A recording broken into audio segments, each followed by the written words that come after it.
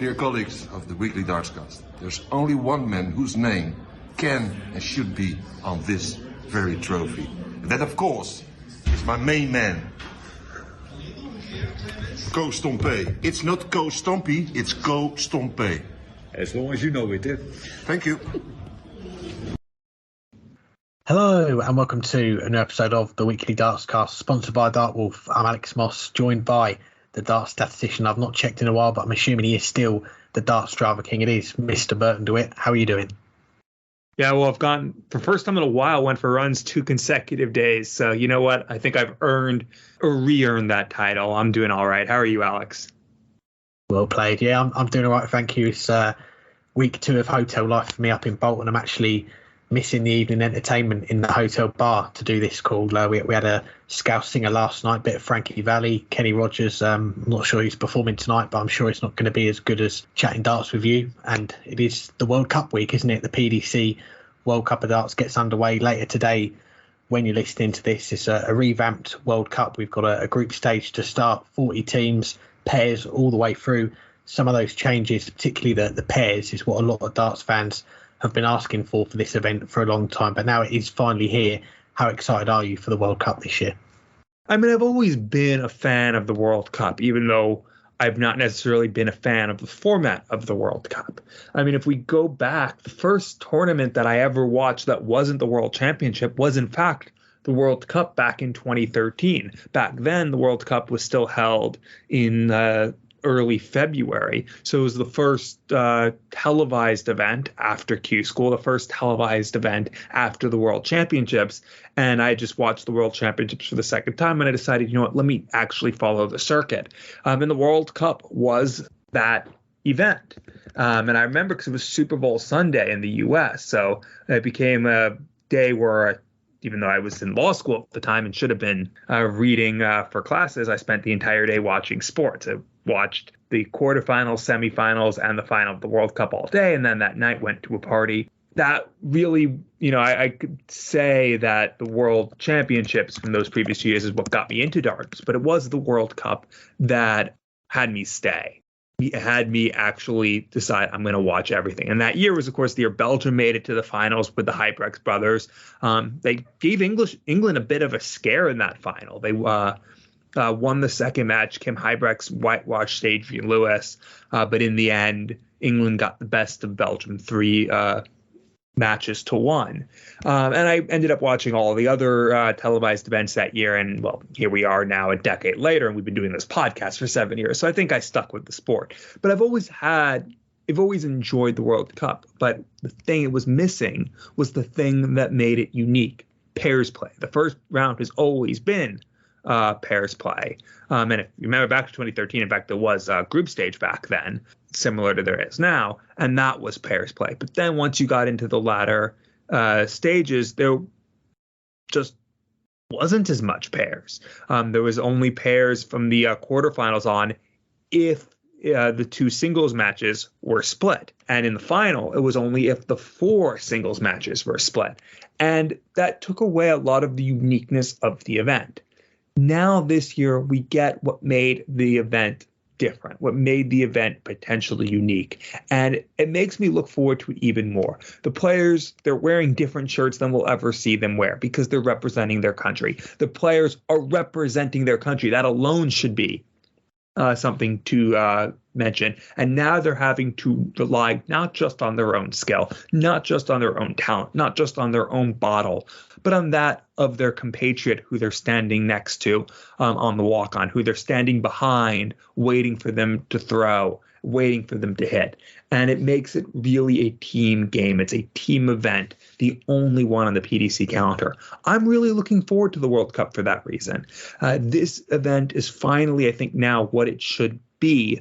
It makes me really look forward to it even more than I normally do. We'll see how it plays out. We'll see if giving 4 countries a bye is really the right call. As I said last week, there's an argument against that because of the uniqueness of the event, those 4 countries are going to lose out on something by not having a group stage, by not getting those 2 matches under their belt before they have to play potentially another top country in the last 16. It's going to make them more vulnerable than I think they would have been if they were in a group stage. And that's something to, reconsider in future years. But beyond that, I think this event is the way it should be.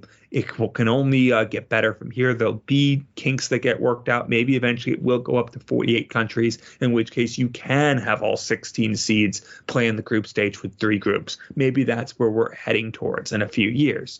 But I'm really happy with these changes. I think they're the right call, and I think it's going to make it potentially the best World Cup yet. Yeah, I'm with you there. I'm looking forward to it. And you think back to this tournament, the World Cup, there has been some magical moments. Our listeners don't need reminding what happened in the very first one in 2010, but in more recent years we've had John Henderson win his first PDC title at the World Cup, and I don't think there was a dry eye in the house when that happened.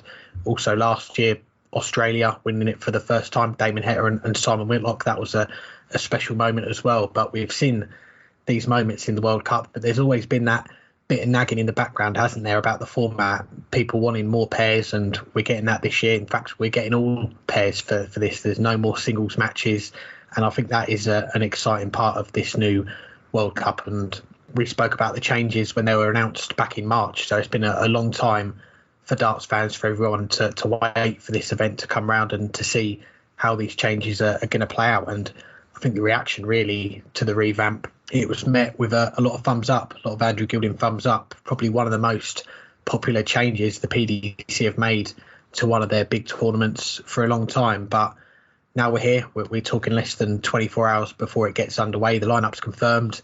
The 2 players who are going to be representing each of the 40 teams, we know who they are. The draw's been made, the order of play for that first night. And it's going to be pretty cutthroat for those first 2 days. The short race to 4, adopting the Moda style, best of 7 legs for the group stage. Beyond the first round, it is going to be a much longer format. It's going up to the first of 8. It kind of feels for me like it's going to be 2 separate tournaments, given that there is that jump in the format, because we are going to go from 40 teams down to the 16, and you've got those 4 seeds that are going to miss out on playing a lot of those teams in the first round. That they're getting that bye straight through. And I think for me, a point that we didn't bring up, and it's something that only I was made aware of in the last week, is that there is going to be that draw after the group stage. So you've got the 4 seeds, they're in the bracket, and then all the 12 teams that make it through the group stage, they go into the hat. So you could have a top seed England go up against, if they make it through, a 5th seed Belgium in that first knockout round on the Saturday. And I guess that kind of negates a little bit the advantage that you might say that the seeds have got, having that bye straight through to the knockout rounds. But I think for me, that final day, the Sunday, you mentioned it there, it was one of the first World Cups you got into, started watching that Sunday when it is played from the quarterfinals down to the final. We've got that full day of long format pairs, best of 15s for the quarterfinals, semi-finals, then we're going up to the best of 19 in the final. I think that's when this new format of the World Cup is really going to come into its own. We've had some huge matchups in the past. I think back to the early days, England and the Netherlands, you had Taylor and Lewis against Van Gerwen and Van Barneveld, but they're always short races, those singles and doubles matches, first to 4. It was over before it had even started. Now you've got the prospect of a Smith and Cross against Price and Clayton over the best of 19 legs. And for me, as well as seeing some of these new countries, how they get on, and seeing how this group stage unfolds, the prospect of those big matchups on Sunday over that long format, that's what I'm most excited about. Well, as we mentioned, after a long time of it being straight knockout, this year is the return of the group stage, and the draw is out. All 16 groups have been drawn. As we also mentioned, top 4 seeds have a bye to the knockout stage. The next 12 seeds are joined by the 24 other countries in the 12 groups. But of the groups, which do you find the toughest to predict? I think the one that jumps off the page or the draw sheet is Group I, and poor Karol Sedlacek. We had him on the show last week. It was great to finally have Evil Charlie on, and he was so excited to be back playing in the World Cup again. He said it's one of the highlights of his season. And we mentioned to Karol about the record that the Czech Republic have got in the World Cup. They've still somehow not won a match, even though one year they averaged 103 in the first round and lost. They've had some tough draws in there as well. And then they've been handed, for me, what I think is the toughest draw of those seeds from 5 to 16 in the groups. And this is looking at it in terms of a group as a whole with the 3 teams. And I'll come on to a few of the other groups in a moment, because there's some in there where you'd say you've got 2 really strong sides in there. You can't really call which one of those is going to make it through, because, of course, only the top team goes through in each of the groups. But Group I, you've got Carol with Adam Gavlas for the Czech Republic. Then you've got Singapore, Paul and Harith Lim. Great to see those 2 involved again. They're always dangerous in the World Cup. And then you've got the Philippines as well. And it's a country that I think a few people have backed them or tipped them to do well in World Cups, World Championships, with Lawrence Salagin. And you've got Christian Perez, who's now a tour card holder. He's involved this time round. But it's not quite happened for them just yet. But maybe this could be the year for them. You've got Christian Perez. He's just made his long-awaited debut on the Pro Tour. We know he's had his visa issues since winning his tour card at Q School, but he played the 2 Players Championships at the start of this week, beat Rob Cross in his first game, made the quarterfinals on the Monday, and even beat Karol Sedlarczyk on the way as well. And with Lawrence in that team as well, I think they're going to be a strong partnership. So for me, that's the group of death in this World Cup. And I'll just come on to some of the groups where I mentioned it's hard to pick between 2 of the 3 teams who's going to come through. And it's going to be the first mention of the show for the Swiss Stompe. We've got Marcel Wolpen, Switzerland, partnering up with Stefan Belmont. You've also got Sweden in there, Dennis Nilsson and Oscar Lukasiak, who's going to be one of the debutants as well. And through my job with Darts Corner and Mission, Oscar's just been announced as signing with Mission, and he made his debut on the Euro Tour early this year. And he's someone that is making some strides in the senior circuit. It's a name that some might remember as far back as 2004. I was doing my research on him, 12 years old. He threw a 9-darter in the Denmark Open Youth, and at the time, and I still think it is a record, the youngest player to throw a 9-darter in an official tournament. So that's quite a bit of pedigree in terms of a youth level. And I'll just mention one more as well, and that's going to be Group J. You've got Spain, South Africa and Iceland. You've got 3 tour card holders in and amongst that. Devon Peterson with South Africa, his slide has been well documented. He's going to be with Vernon Bowers again for a second time. Then you've got the seeds in there: Spain, Jose Justicia, Tony Martinez, and then you've got one of the new teams in the World Cup, Iceland, one of the unknown packages in there. So for me, it's hard to really call between Spain and South Africa, but we just don't know what the Iceland team are going to be like. And again, I mentioned it earlier, that short race to 4 legs, it could be a leveler, especially for the debutants, if they can settle early.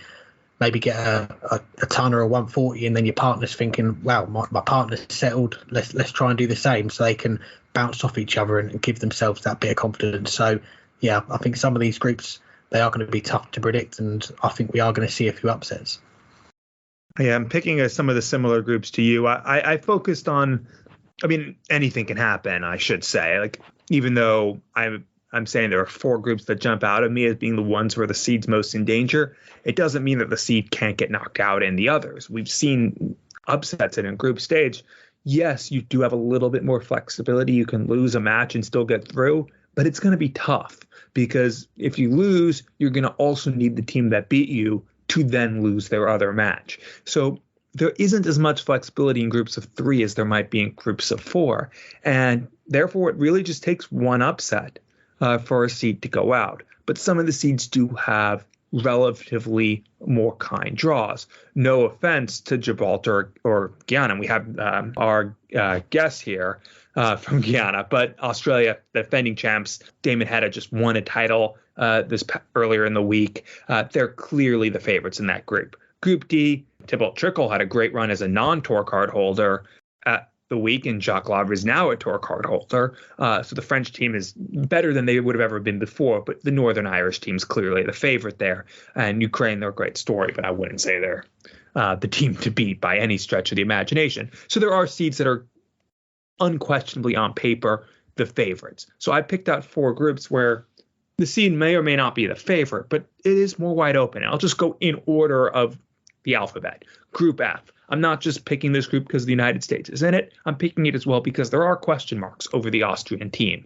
Both members of the team have regressed significantly this year. And you can point out, okay, Mensah Suljovic just had his best run. He made the semifinals on Tuesday, by far his best run. He hadn't even won a board all year. He barely won a match all year. And he beat Rob Cross. He beat Andrew Gilding, averaging nearly 104 in the quarterfinals. He beat Ross Smith, who's been playing really well this year. So, he put some good performances together before just running out of steam in the semifinals. But even still, over the course of the day, he still only averaged 91.66. That is above his season average. It's a full point above his season average, but that's still mid-pack on tour, even in his best run of the year. Mensah Suljovic is clearly struggling right now, and Roby John Rodriguez, his partner, has been really struggling this year. He's been averaging 87.5. Last year, of course, he made a Eurotour final, got into the World Match Play, but he's not been the same player this year, and that means there's some question marks over that team. They're a very capable team, but they are beatable, and the United States team, they're coming off of just playing on television. Well, Leonard Gates hasn't played on television in as recently, but he did make a final of a senior major. But his partner has been playing on TV recently. The U.S. team will have every chance in that against an Austria team that has question marks. And the Danish team is nothing to slouch at either. Group I have also mentioned, like you. I won't talk as much about it since you have. Karel Sedlacek is in that Czech team, but it's a tough draw with Philippines and Team Singapore, who have had much more significant scalps than either the Czech Republic or Philippines in the past. This is a group that really could go any of three ways. And then I have two more groups that I'm going to mention. Group K, Latvia's the seed. Matas Razma not been as consistent this year as last year. His partner, Dimitris Zukov, we don't know what to expect from him. I think they are a vulnerable seed. I don't expect Bahrain to be the team that comes out of that, but we know that the darts down under are good. We've seen Ben Rubb. We've seen Warren Perry for a long time. Warren Perry's beaten Michael Van Guren in the past. There is an unseeded team that absolutely could come out of that group. And finally, Group L, I think this group could go any which way. You mentioned it as well. The Swiss team is anything but a heavy favorite. The only seed that doesn't have a tour card holder.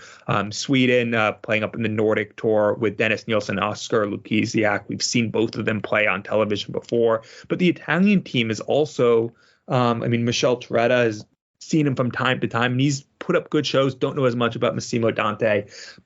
But it's a tough group that really could also go in any of three directions. So those are the four groups where I think the seeds are most in danger, and therefore the four groups that I feel least confident about picking.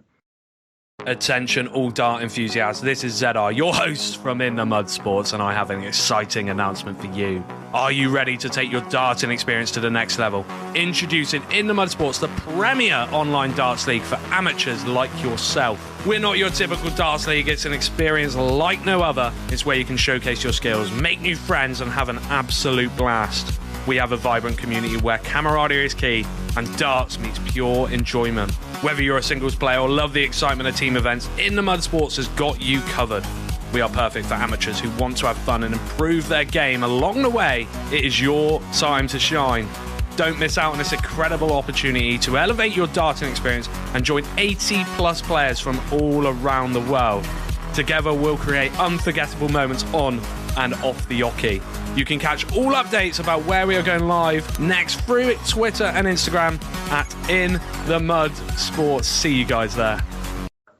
Now continuing our look ahead to the World Cup, and it's time to give our thoughts on our respective countries, how they're going to fare this week. Is darts coming home? How do you see England and the USA getting on?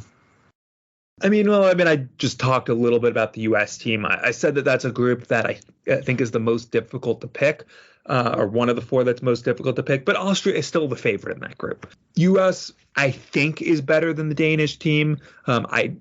Obviously, Vladimir Anderson's a tour card holder. We haven't seen much from him on the tour. Benjamin Drew Roos, I haven't seen play. I'm more familiar with the U.S. team, not just because I'm American, but because we've seen them play more. And Leonard Gates is a player who's capable of beating anyone in the world, but he's also capable of losing to anyone in the world.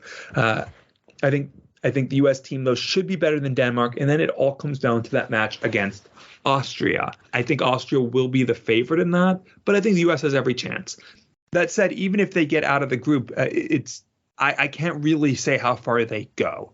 If you look at the teams that are likely to get through all the groups, even if the U.S. has a good chance to get out of that group, but there are probably only a couple other teams that are a good chance to get out of their group that the U.S. have a good chance against. Against any of the 4 seeds, could the U.S. in pairs especially beat those seeds? Sure. I mean, they could, especially, they'll have had the experience, and this is what I talked about last week, of playing some matches against one another, having those not against, with one another in the group stage, which will give them a slight advantage over the seeds. But the PDC professionals in the top 4 seeds are better than the 2 players in the U.S. team, and that will make it tough. And of the other teams that have come through, they'll have had the experience of those 2 matches. Belgium, Australia, Germany, Northern Ireland, they're all going to be favorites against the U.S. team. So I do think the U.S. goes out in the group stage. If they get through, a lot comes down to the draw. They could pull an upset. They could also get one of those teams like Latvia or Sweden or something where they would be the favorite. But I see it unlikely that, well, one, even that they get out of their group, but if they do, that they get past the last 16. I hope I'm wrong. I hope they're into the final, and I hope they beat England 10 legs to 9 on a 170 checkout with Michael Smith waiting on tops. But I don't see that happening. Wow. If that final happens, then you'll have to get another guest co-host for next week. I don't think I'd be able to come on that week. Yeah, it is tough to predict how some of these teams are going to get on, especially England, because we don't know who their opponent is going to be. And part of me did want to say, let's hold off on our predictions until after the group stage, so we know what the draw bracket is in full for those knockout stages. But we will give it a go to see how they're going to get on. And I think with England, Michael Smith, Rob Cross back together. The last time they were together, I believe, was 2020, and they did make the final. So they've got a good bit of history together in this tournament. And Michael Smith, we all know the resume that he's got. World champion, world number 1, just won a Pro Tour title at the start of this week. So he's in a good habit of winning titles, as is Rob Cross. Just a few weeks ago, become the newest winner on the Euro Tour. He won a Players' Championship title as well. But there's going to be teams starting in that group stage that could send England packing on Saturday. And you touched on it during last week's show when we spoke about the lineup of teams and how some of the teams that are starting out in the group stage, yes, they've got to come through those tricky games to begin with, those short races. But if they make it through, does that give them an advantage going into the next round? Because they have played those games. They have got used to playing in that pairs format again. So you look at a team like Belgium or Germany, maybe even Canada. We've got the 2 finalists from the North American Championship together, Matt Campbell and Jeff Smith. They're a formidable partnership. The reigning champions, Australia. These are all potential teams that England could come up against in that first game. And okay, it is a longer race to 8 legs. It does give them more chance to get a bit of form going if they start off slow. But you're coming up against a team that has got a few wins behind them. So tough to predict. I do think England are going to have a good run. I think they are going to make it to at least the final. We did our predictions last week on how we see the betting going for this, who's going to be the favourites. And I did have England as the second favourite. So I will stick to my guns on that. I'm not confident that they are going to go all the way without having that draw in front of me. But I'm going to back my country. I'm going to go with them to make the final. And I'll just touch on your team as well, America as well. I think that is a hard group for them to get through. I was looking at their record in the World Cup in recent years, and it's flip-flopped between first round and second rounds. And I think this year, if that sequence continues, they would get to the second round. So if that carries on, that is a good omen for them to make it through that group stage. They are going to only be playing on Friday. They've got both their games afternoon and evening. Denmark and Austria. I think that is a group that could end up going down to goal differential. I think you could see all 3 of those teams win 1 game each, and then it comes down to the goal differential. So fingers crossed for you, Burton, that the goal differential is in your guys' favour. I'll cross even more fingers to make sure that it doesn't even have to come down to that. Now, our favorite time of any show, it's our prediction time. It's the time that we both make fools of ourselves. Who will be lifting the most important trophy, the Co Stompe Trophy, on Sunday night? Yeah, what a name for the trophy. And again, similar to the last question, it is tricky without having that draw bracket for the last 16, but I'm going to pick a winner. I'm also going to throw a dark horse in there as well, a country that's not seeded for this competition, if you want to join me on that, Burton, in a moment. And I'll start with my dark horse, and that's going to be France. We've waited a long time for France to be back involved in this version of the World Cup, and every year on Twitter we see when announcements are coming out about the World Cup, it's not just more pairs, it's also when are France going to be back involved, and they're back in this year, and it's a good time for French darts. You mentioned them earlier on. You've got Jack Larber in there. He's a tour card holder. His partner Thibaut Tricol, who's been playing on the Pro Tours as well. He made the final at Lakeside last year. They've had some recent good successes, and they're partnering up together. Northern Ireland first up for them on Thursday night, so this prediction could be over in a few hours, or by the time you're listening to this, if you're listening a bit later on. But I do think that France are a team to watch out for from those unseeded countries, and if they can get the better of Daryl Gurney and Brendan Dolan in that first game, then they've got Ukraine on the Friday evening, and that's a favourable draw, isn't it, to say win that game and you're through. So yeah, I think it could all come down to that first game on Thursday for them. Now I'm coming on to the prediction, who's going to walk away with that coveted Co Stompe Trophy. Well, earlier I predicted England to make the final. I didn't say they're going to win it. That's because, and it's probably the easy answer to go for, I'm going to go with Wales to beat them in the final. It's going to be an exact repeat of that 2020 final. Back then, behind closed doors, there were no fans to celebrate the occasion, but it was still an occasion which helped Johnny Clayton to go on and become a major champion 2 months later, and also go in price his career as well. He was already winning quite a few titles that year, but a month later, he was the world champion. And I mentioned on the show, Wales, they've lost the eventual champions each of the last 2 years. I don't think it's going to happen for a third year, because I don't think there's anyone that's going to get the better of them this week. I think the new format is going to play into their hands. That the one long game of pairs is something that I think both of them are going to take to. They're already a strong pair. I was looking at their record in the pairs in the last 3-4 years, and it's a very strong record. I think something like 9 wins, 1 defeat. So, and I think in that 1 defeat, they averaged over a ton. So they're pretty strong together, a good partnership. It is going to be the safe and boring pick, but I'm going to back Wales to win the title, become 2-time World Cup champions on Sunday night. And I just hope whoever wins it, we do get that exciting final, because we don't want a one-sided final, a 10-3 or a 10-4.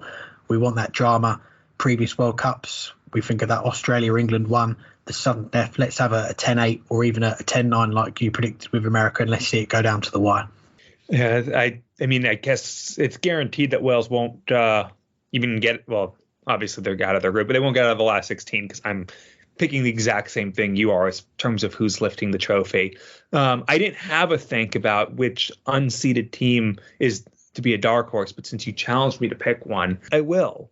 And I'll go with one of the teams. I guess we both mentioned them. And I guess it won't surprise you, because I always, I think I picked them as a dark horse last year. I keep saying every year at the World Championships, focusing on their players as being potentials for dark horses. I'm going to go the Philippines as my unseeded dark horse. As we both said, I think Group I is a group for the taking. You can go any of 3 ways. They could easily finish last and lose 10 out of 12 legs because of how challenging that group is. But they could also go 2-0 and win both matches 5-1. I think there's enough talent in that team that not just can they get through that, but they can give anyone a really tough match, and they could go, well, even all the way if they are playing well. And Christian Perez, he made a quarterfinal. He wasn't brilliant by any stretch of the imagination. He found ways to win, but just getting some matches under his belt will have helped him. Lawrence Ilagan, also a really good player. I think that's a tough team. So they're going to be my dark horse from the unseeded.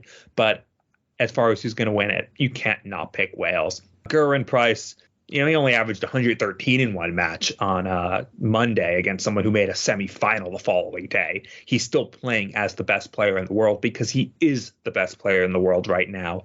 And if you have the best player in the world and probably the fourth best player in the world in the same team, yes, they'll be beatable, especially since they'll be playing together. They won't be in their normal rhythm, but they're good friends. They're good mates. They have played and practiced together. They know each other's games, and they're not going to regress too much from how they would play in singles. They might not be averaging 113, but I think they'll be averaging well over a ton more often than not, and that's going to be tough to beat. So I'm going Wales to lift the trophy.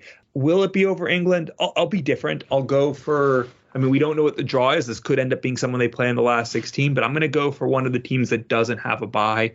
The draw could prove me wrong, but I'll go with last year's champions Australia to get back to the final. As I said, they'll probably end up drawing Wales in the last 16, and it'll be the match of the tournament. But if they're on opposite sides of the draw, I think Australia is every bit as game as they were last year, and I think that could mean that we'll have a final between the last two of the last three champions, and one that really could be, like what we both hope, a really good, close, long match. Well, those are our picks. Let us know who you think is going to be lifting the trophy on Sunday night, and we'll finish up the show with a couple of listener questions. One of them is related to the World Cup. We'll start with that one. It does come from Matthias Clerks, who says, should we revise the way World Cup of Darts couples are selected? Because although some of them are no-brainers like Scotland or Wales, it makes me think people like Smith and MVG would much rather have a different doubles partner. Well, it's funny that we're talking about this, because I know, like, in our first couple years, we talked about this same thing, because back then it wasn't as formalized as it is now. It was unofficial that the top two from a country that had two people in the rankings would be selected, but it wasn't written in stone. And you saw that awkwardness when there was the potential of Michael van Gerwen pairing with Jelle Klaassen, of Klaassen withdrawing himself from consideration, which really wasn't accurate.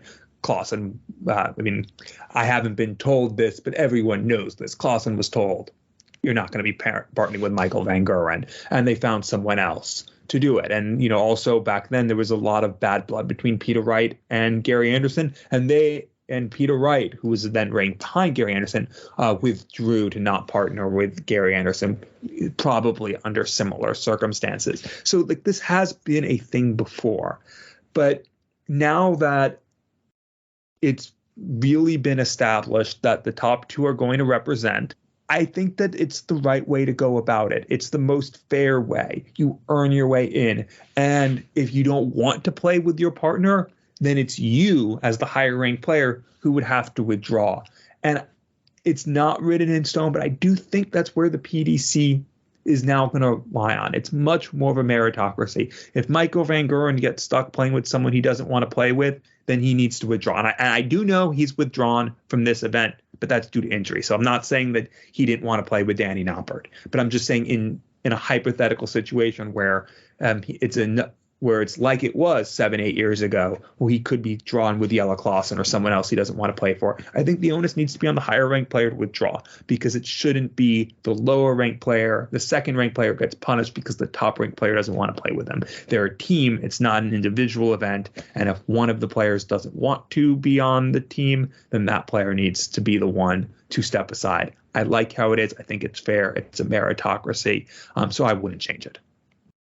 The word fair, that's what I have down here as well. That is the best way to go, is to have the top two players on that PDC order of merit. If you do have two players from that country on there, those are the two that get invited. And I say invited because, as you say, players can get invited, but that doesn't necessarily mean they are going to play in the tournament. And you touched on it. There's been one or two high-profile cases involving players. This is going back a few years. I think the Jelle Klaassen, Gary Anderson, and Peter Wright, Michael van Gerwen, when it was involved between those four, was around 2016 time. So we've not had instances like that more recently.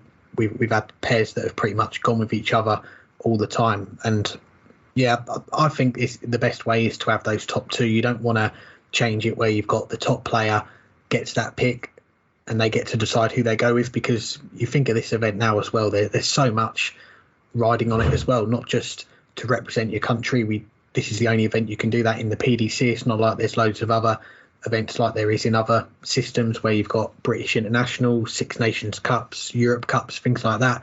This is a one-off once a year. So to deprive players of that opportunity just because they might not get on with the top player in your country, that doesn't sit well with me. And also there's spots in the Grand Slam for this event as well. If you get to the final, you're in the Grand Slam, so you don't really want to have the top player picking one of their mates on the tour who might be the 5th, 6th ranked best player in their country. That just doesn't sit right for me. So yeah, I think the way it is, the top 2 is the way going forward. If there's other team events that come off the back of this and they're not as important, they don't carry spots in the Grand Slam or other things like that, then by all means you could open that up. But I think for now, with this event, it's perfect the way it is. And one more question. This one comes from Nathan Barrington. Is there now almost too much darts on too many platforms for casual fans to keep track of?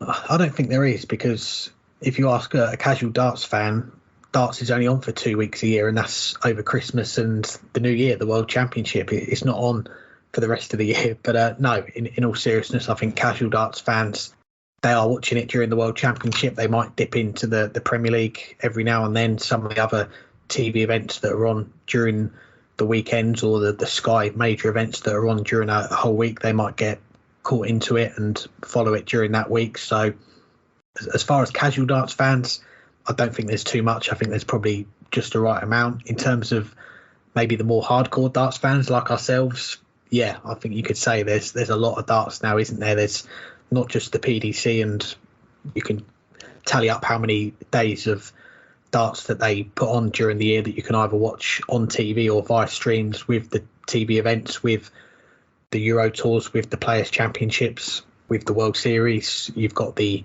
Women's Series as well, which is on next week. You've also got the affiliate tours, the CDC, the Asian Tour. There's a lot of content for darts fans to take in, and that's just with the PDC. You've got other organisations in there, the Modus Never Ending League, that never seems to finish. It's on every day pretty much. You can watch that during the day or in the evenings. The WDF, some of their events are on a stream. You've got the World Championship, that's on TV.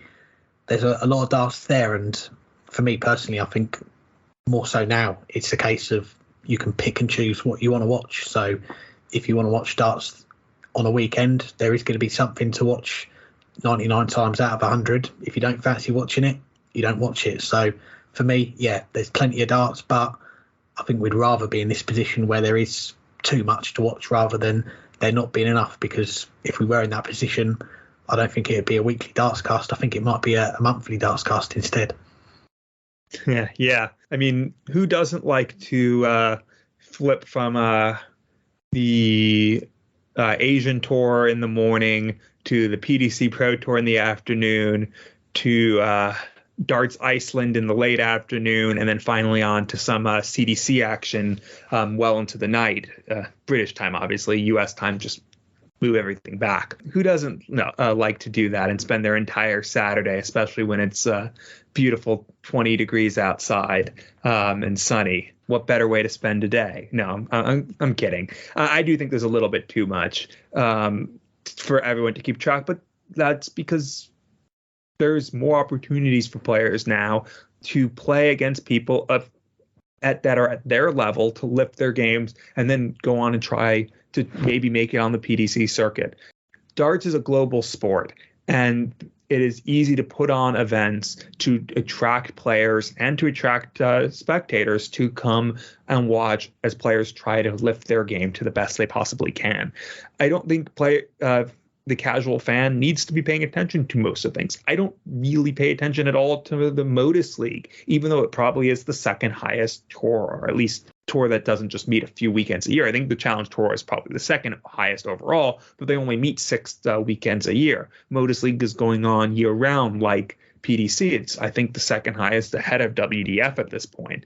But even I don't follow that week in, week out, because it's more of just an exhibition that is very good at getting the best players outside of the PDC and giving them high-level competition, but there's no point to follow it. Follow your local darts if you want, whether that be your local county or your local country or whatever it is and what's going on there. Follow the PDC. If you want to follow the WDF or something else, you can do that. But I don't think there's really I don't see the allure of going and watching the Nordic and Baltic Tour or the Oceanic Tour. I check the results. I see who's there. And then when those players come over for the World Championships or when there's a World Series event, I might look a little bit further into them. But you can be a very in-depth fan and not follow day in, day out those darts. Obviously, to each person their own, but at least to me, I don't see the need. So if you're thinking that you should be following that, then yeah, there is too much. But if you're like me, I appreciate that it's there and it needs to be there and it lifts everyone's game, but I don't see the need to follow it. Anything else for this week? Just to say, thanks to our sponsor, Dartwolf. If you want more Dynamite Darts content, head on over to dartwolf.tv. Give Dartwolf a follow on Twitter at Dartwolf180. Thanks as always to everyone for listening. We appreciate the support from you guys as well, and we'll be back next week to look back at the World Cup. But before then, let's watch it. Let's find out who is going to add their name to a glittering list of names on that Co Stompe Trophy, including the GOAT himself. I'm looking forward to watching it, to finding out who's going to win it. And by the time you finish listening to this, there won't be much longer to wait to find out and for it all to get underway. So until then, as you would say, Burton, hang tight. And when it does come round in a few moments' time, make sure you enjoy the darts. Yeah, you left nothing for me to say then in our sign out. So I guess I'll do my shortest sign out ever. Thanks to everyone. Alex said everything for me. We'll be back next week. And that's it.